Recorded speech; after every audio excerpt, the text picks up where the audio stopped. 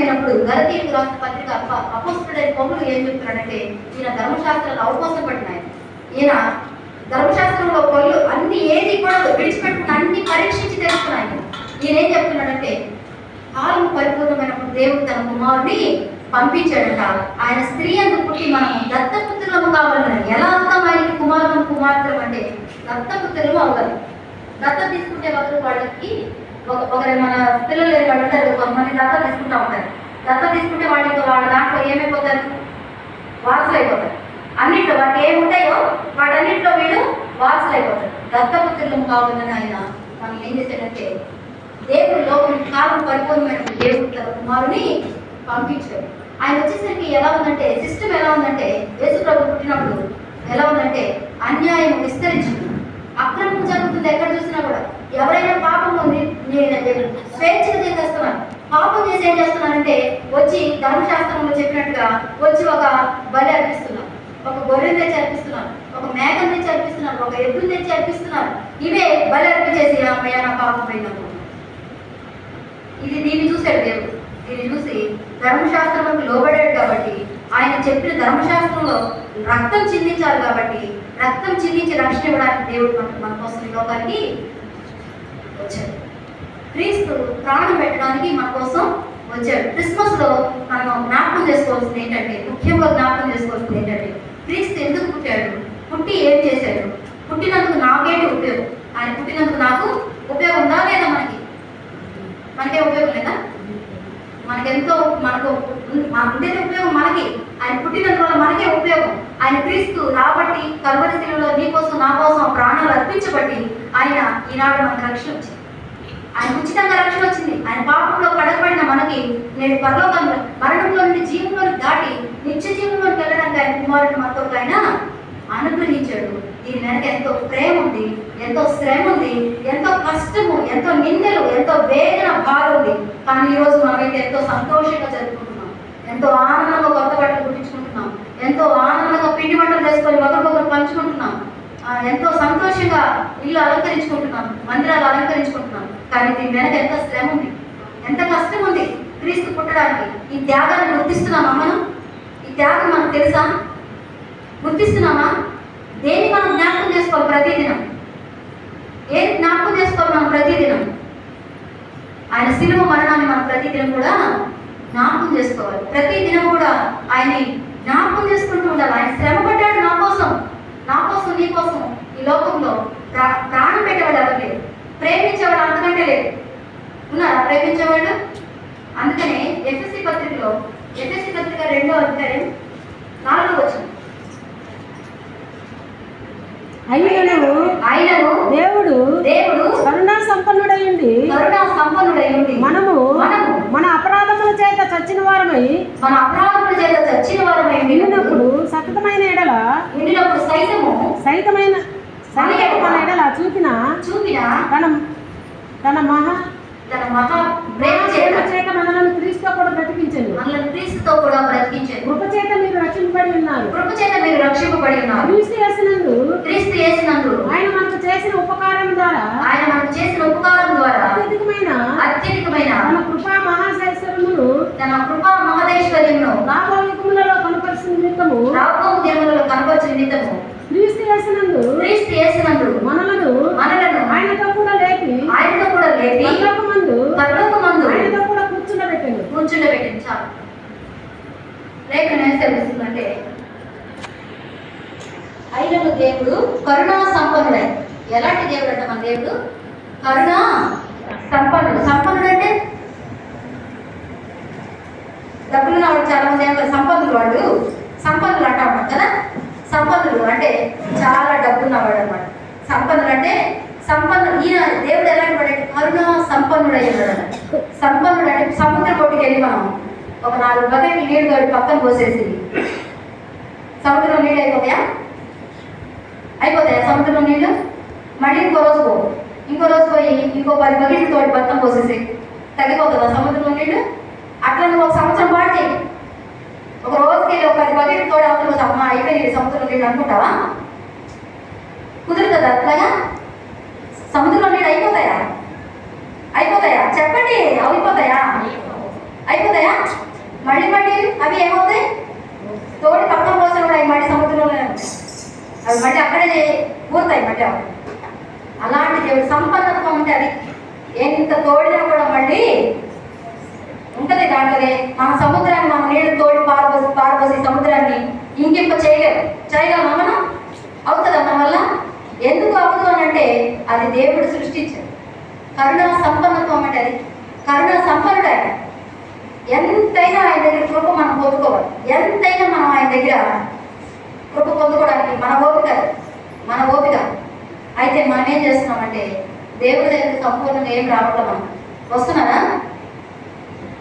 క్రీస్తుతో సహవాసం కలిగి ఉన్నారా?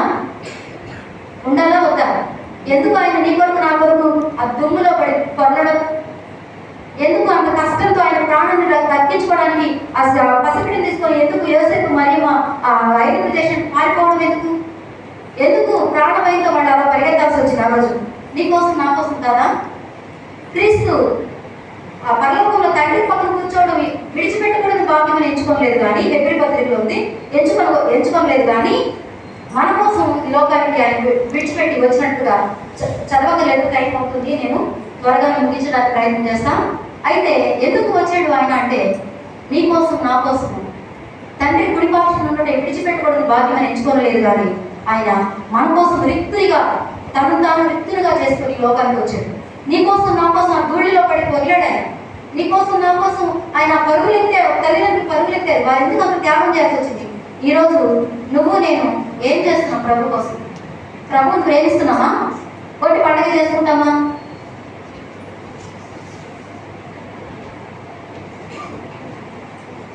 పండుగేనా? పండుగే కానీ క్రీస్తుని ప్రేమిస్తున్నామా? ఎంతమంది ప్రేమిస్తున్నాం చేతులతండి? నిజంగా దేవుని ఎవరు ప్రేమిస్తున్నాం చేతులతండి? దేవుని తీసుకోవాలి. మంచిది. ప్రేమిస్తే ఏం చేయాలి? మనం ప్రేమిస్తే ఏం చేయాలి? ఆయన అంటే తన మహాకృప చూపించాడు. ఎలాంటి కృప? మహాప్రేమ చేత మన క్రీస్తు కూడా బ్రతికించాడు. ఎఫెసీ పత్రికలో 5వ అధ్యాయంలో 5వ వచనం ఏమంటున్నాడు? 2వ అధ్యాయంలో ఆయన మన ఆయన చూపిన తన మహాప్రేమ చేత మనల్ని క్రీస్తుతో కూడా బ్రతికించాడు. మన పరిస్థితి ఎలాగా ఉంది? క్రీస్తు వచ్చేసరికంటే చచ్చిన స్థితిలో ఉన్నాం. చచ్చిపోయిన వాడి నుంచి ఏమన్నా ఆశించగలమా? మనం ఎలాంటి స్థితిలో ఉన్నాం? చచ్చిపోయినట్టున్నాం. మనం దగ్గర నుంచి ఆయన ఆశించుతాం. దీన్నే ఏమంటారు? మహాప్రేమ అంట. ప్రేమ చూపించాడు ఆయన మన మీద, జాలి చూపించాడు. కాబట్టి ఈ లోకానికి వచ్చాడు. నీకోసం నా కోసం మనిషి రూపంగా వచ్చాడు ఆయన. మనిషిగా శరీరధారి అయిన లోకానికి వచ్చాడు. రక్త మాంసములలో పాలివాడైన ఉంది పత్రికలో, హెబ్రీ పత్రికలో రక్త మాంసములలో పాలివాడయ్యాడంట. ఎందుకు? మనం ఎలాంటి వాళ్ళు? మనం రక్త మాంసాలు ఉన్నాయా లేవో? మనకి ఉన్నాయి. మనం అనుకుంటాం క్రీస్తు దేవుడు కదా కాబట్టే మనం ఆయన అంత శ్రమపడడానికి శక్తి వచ్చింది అనుకుంటారేమో చాలా మంది. కానీ ఆయన మనలాంటి శరీర స్వభావంతో ఈ లోకంలో ఉన్నాడు. మనలాంటి రక్త మాంసం కలిగి ఉన్నాడు. ఆయన నీకోసం నా కోసం కొరడా దగ్గర తిన్నాడు. నీకోసం నా కోసం కల్వరిలో చేతిలో స్త్రీలను పట్టించుకున్నాడు. నీకోసం నా కోసం ఆ ముళ్ళ కిరీటం పెట్టించుకున్నాడు. నీకోసం నా కోసం ఆ యెరూషలేము వీధులలో ఏడవ పడ్డాడు. ఎందుకు అనంటే నిన్ను నన్ను రక్షించడానికి. నువ్వు నశించి నరకానికి కూడా నాకు ఇష్టం లేదు. అందుకని లేఖనం చెప్తుంది కదా, చదవద్దు. కానీ లూకాసు వార్త 19:10 ఏం చెప్తుందంటే నశించిన దాన్ని వెతికి రక్షించుటకు మనుష్య కుమారుడు వచ్చాడు. ఎందుకు వచ్చాడయ్యా దేవుడు అంటే నశించిన దాన్ని వెతికి రక్షించుటకు ఆయన ఈ లోకానికి వచ్చాడు. ఇంకా కొన్ని చోట్ల ఆయన సందర్భాల్లో ఏమేమి చెప్తుంటాడంటే పాపులను పిలువచ్చింది కానీ నేను నీతిమంతులను పిలువ రాలేదు అన్నాడు. ఇంకా ఏమన్నాడంటే ఇదిగో ఆరోగ్యం గల వారికి వైద్యుడు అక్కర్లేదు కానీ ఎవరైతే ఆరోగ్యం లేదు వారి కోసం వచ్చాను అన్నాడు. ఆయన వచ్చి ఎన్ని చేశాడో తెలుసా? ఆయన వచ్చేసరికి ఎలా ఉంది సిస్టమ్? అస్తవ్యస్తం. అందరూ రోగులుగా పీడింపబడుతున్నారు. పక్షవాయువు కలిగిన వాడిని ఆయన బాగు చేశాడు. రక్తస్రావ రోగం కలిగిన స్త్రీని బాగు చేశాడు. కుష్ఠవ్యాధి కలిగిన వాడిని ఆయన బాగు చేశాడు. ఊచచేకాలు కలిగిన వాడిని ఆయన బాగు చేశాడు. అనేకులు స్వస్థపరిచాడు. అనేకులకు రక్షణ సువార్త అందించాడు. అనేక చోట్ల అద్భుతాలు చేసి ఆయన అందరికి ఆహారం పంచిపెట్టినట్టుగా కూడా లేఖనం సెలవిస్తుంది. ఈ 4 అధ్యాయ సువార్తలు మనం చదువుకొని క్రీస్తు జీవిత చరిత్ర మనం ప్రతి దినము పరిశుద్ధ గ్రంథం మన చేతిలో ఉందంటే దాని అర్థం ఏంటి తెలుసా? పరిశుద్ధ గ్రంథం ఎవరెవరి దగ్గర ఉంది చూపిండి. ఉందా పరిశుద్ధ గ్రంథం? కత్తి లేకుండా ఎవరన్నా పోతారా? ఆగిపోయాడు. ఇది మనకు అర్థం. అయితే ఈ పరిశుద్ధ గ్రంథం మన దగ్గర ఉంది కాబట్టి, అంటే దీని అర్థం ఏంటి తెలుసా? మనం ప్రతిదినం దీన్ని చదవాలి. దేవుడు ప్రేమించి తన కుమారుని పంపించినప్పుడు మనం కూడా ప్రేమించినట్లయితే మనం ఏం చేయాలి తెలుసా? ప్రతిదినం పొద్దున్నే లేదని మనం ఫస్ట్ టైం ఎవరికి ఇవ్వాలి? ప్రార్థన చేయాలి. ఎందుకు ప్రార్థన చేయాలి? ఎందుకు మనం దేవుడితో సహవాసం కలిగి ఉండాలంటే ఆయన ఇచ్చిన రక్షణ పొందుకోవాలి. ఆయన మనం రేపు ఈ నరకాన్ని నశించి నరకానికి పోకుండా మనం ఆ పరలోక రాజ్యంలో ఆయనతో పాటుగా ఆయన కుమార్తెలతో మనం కూడా ఉండాలి. ఇది దేవుని ప్రణాళిక. అందుకోసం వచ్చాడు ప్రభు ఈ లోకానికి. అందుకేనా కదా? ఏం మాట్లాడలేదు ఏంటి? అందుకేనా వచ్చింది? అందుకే కదా. లేదంటే చెప్పండి, ఇంకోటి ఏముంటే నేను వెతుకుతా బైబిల్లో. అందుకేనా? కాబట్టి మనం ప్రతిదినం ఏం చేయాలంటే ఆయనతో సహవాసం కలిగి ఉండాలా. ఆయన మనం పట్ల చేసిన త్యాగాన్ని మనం గుర్తించి ప్రతిదినం ఆయనకి నమ్మకస్తులుగా బ్రతకాలా వద్దా? క్రిస్మస్ అంటే ఏంటి? క్రిస్మస్ అంటే క్రీస్తు పెద్దగా చెప్పానా? Very good. క్రీస్తుని ఆరాధించుటే క్రిస్మస్. కాబట్టి క్రీస్తుని మనం ప్రతిదినం ఆరాధించాలా, ప్రతి క్షణం ఆరాధించాలా. అందుకని దావీదు అంటున్నాడు, దివారాత్రములు దాన్ని ధ్యానించువాడు ధన్యుడు. యెహోవా ధర్మశాస్త్రములను ఆనందించుచు దివారాత్రములు దాన్ని ధ్యానించువాడు ధన్యుడు. దివారాత్రం ధ్యానించాలి. రాత్రులు ఎలా ధ్యానిస్తాం? నిద్రపోతుందా? నిద్రపోరా? పోతాం కదా. అప్పుడు ఎలా ధ్యానిస్తాం? ఎందుకు రాశాడు దావీదు అలాగంటే, దివారాత్రులు మన మనస్సు కూడా ఆయన స్థుతిస్తూ పడుకుంటాం. మళ్ళీ లేయగానే మనం మళ్ళీ ఆయన స్థుతిస్తాం. మన మనసులో, మన హృదయంలో నిత్యము ఆయన కీర్తిని మనం గానం చేసే వాళ్ళకి ఉండాలా, ఆయన స్థుతించే వాళ్ళకి ఉండాలా. అయితే నువ్వు నేను ఏం చేయాలి? నువ్వు నేను క్రీస్తు వచ్చాడు, బాగానే ఉంది. రక్షించడానికి ఆయన ఎంతో శ్రమపడి లోకానికి వచ్చాడు, ఎంతో కష్టపడ్డాడు, ఆ దుమ్ములో పొగిలాడు, ప్రాణభయంతో పారిపోయాడు. తర్వాత మళ్ళీ ఆయన పెద్ద ఒక సేవకు వచ్చాడు. 30 సంవత్సరాలు ఆయన తల్లిదండ్రులకు విధేయుడై ఇంటి బాధ్యతను నిర్వర్తించాడు. తండ్రికి సహాయం చేశాడు. ఆ కుటుంబం కొరకు శ్రమ పడ్డాడు. వడ్రంగి పని చేశాడు. ఆయన వడ్రంగి పని చేసి శ్రమపడి కుటుంబాన్ని పోషించాడు. తర్వాత 3.5 సంవత్సరం ఆయన పరిచయం చేశాడు. 3.5 సంవత్సరం పరిచయం చేసి నీ కోసం నా కోసం కల్వరిలో ప్రేరాడాడు. రక్తం చిందించి మనకు రక్షణ ఇచ్చాడు. కాబట్టి మనం ఏం చేయాలి మరి? ఆయన తన మహాప్రేమ చూపించాడు. షరతులు లేని ప్రేమ చూపించాడు. ఇంక కొరత లేదు ఆయన ప్రేమకి, షరతులు లేవు. ఆయన ప్రేమ చూపించాడు మనకు, మన పట్ల ఉచితంగా ఇచ్చాడు మనకు రక్షణ.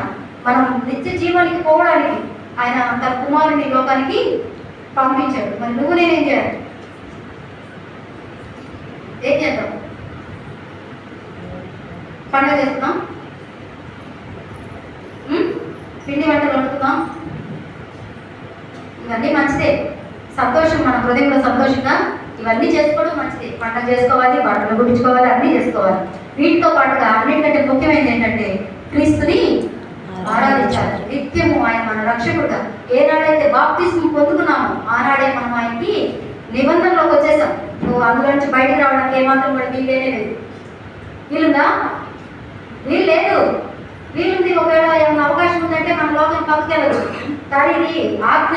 నువ్వేమాత్రం కూడా పక్కకి వెళ్ళడానికి వీల్లేనే లేదు. క్రీస్తుకి అంటుకట్టబడి ఉండాలి. అందుకని నువ్వు నేను ఏం చేయాలంటే లాస్ట్ ఈ వాక్యం చదివించుకొని మనం ముగించుకుందాం. యోహాను సువార్త 15వ అధ్యాయము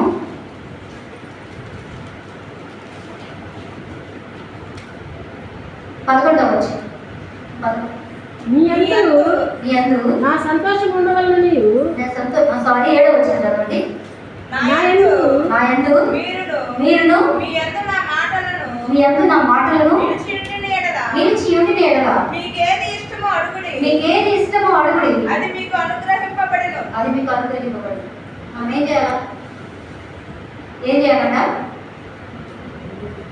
నా యందు మీరును మీ యందు నా మాటలను నిలిచి ఉంటే ఆయన ఏం చేస్తాడంటే మీకు ఏది ఇష్టం అడగండి, అది నేను మీకు ఇస్తాను. అయితే ఏం చేయాలంటే ముందు కండిషన్ ఉంది.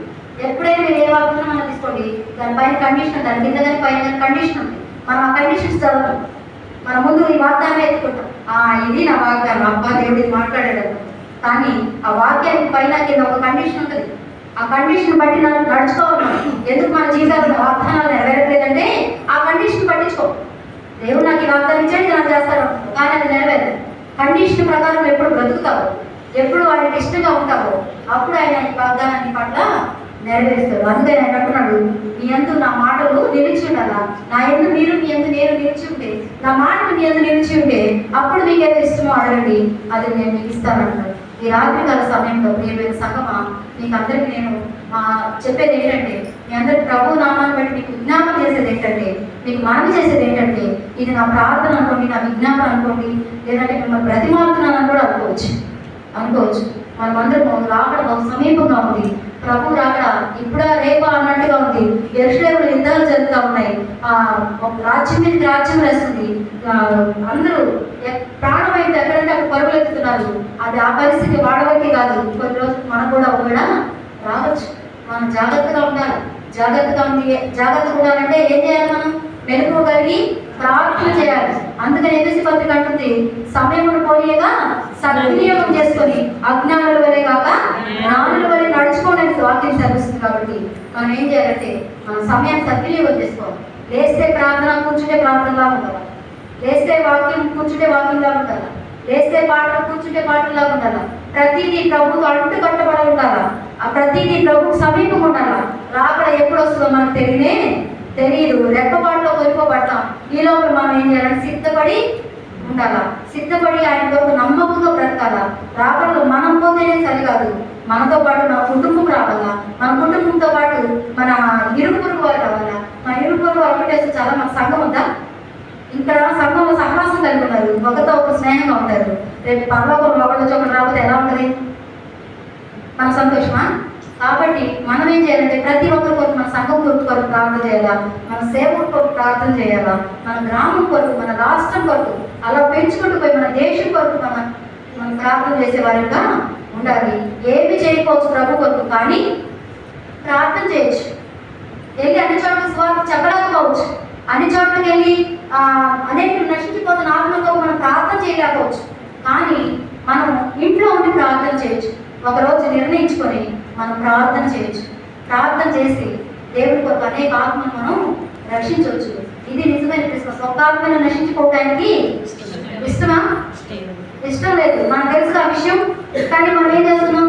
తెల్లకపోతే చర్చి నుంచి ఇంటికి వెళ్ళగానే ఏం చేయాలి? మనం వంట చేస్తున్నామా లేదా? పిల్లలు పెట్టామా లేదా? ఇవి కుటుంబ విషయాలు పడిపోతాం. అది మన బాధ్యతే. దాంతోపాటు హృదయంలో ఒక్కడే ఉండాలి. బాధ్యత ఉండాలి మనకి ప్రభు పట్ల. ఏ రోజైతే నువ్వు బాప్తిసం తీసుకొని ఆయన నిబంధనలోకి వచ్చావో అప్పుడే నువ్వు ఏం చేయాలంటే ప్రభుకి కట్టుబడిపోయావు. ఈ నిబంధన నుంచి వెనక కూడా బయటికి రావడానికి వీల్లేదు. నీ వంతుగా దేవుడు నిన్ను ఎలా వాడుకుంటాడు? ఒక్క రోజన్నా అడిగారా దేవుని దగ్గర? అడగండి దేవుని దగ్గర.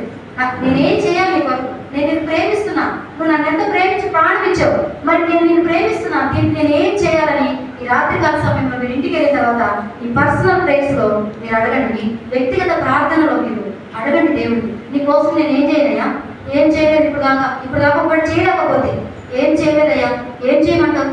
ఏం చేయలేవు కదా, కనీసం ప్రార్థన చేయొచ్చు. మన ఇరుపడి వారి కోసం ప్రార్థన చేయొచ్చు. మనం అక్కడ మన కుటుంబం ఎలా ఉంది? దేవుని సన్నిధిలో కుటుంబం రక్షణలో ఉందా? రేపు నమ్మకం ఉందా? ఎంత పడతామని? మన పిల్లలు మనతో ఒకలా ఉంటారు, మన తల బయట ఒకలా ఉంటారు.